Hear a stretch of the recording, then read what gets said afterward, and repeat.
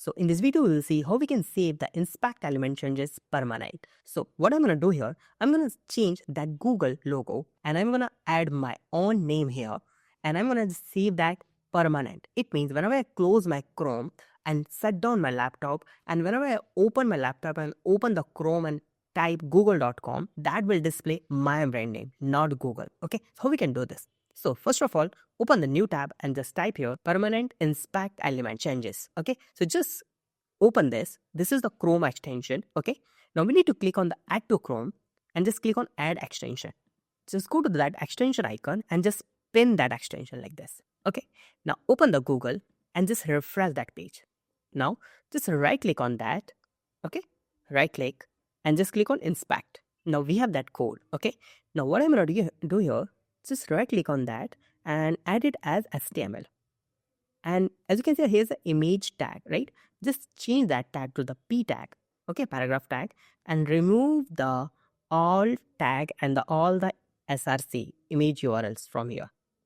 Okay, like this. Now I'm gonna do one thing here.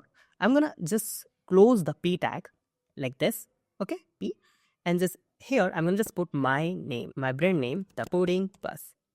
Okay, and make sure here you can see before closing that tag, I'm going to just put here the style equal double quotation font / size column 40 px like this, and just click anywhere here. Done. You can see the coding bus. Now just close that tab and just click on that changes. Okay, here and just click on save page, and you can see edit made change. Done. Now whenever I open the new tab and just open the google.com. As you can see the coding bus. Let me just close that Chrome window. Okay. Now I'm going to open the Chrome again. Okay, here. And whenever I just type here google.com, as you can see the coding bus is here. So that will not going. So this is the permanent change. So we have saved our inspect element changes permanent. You can do any changes on internet.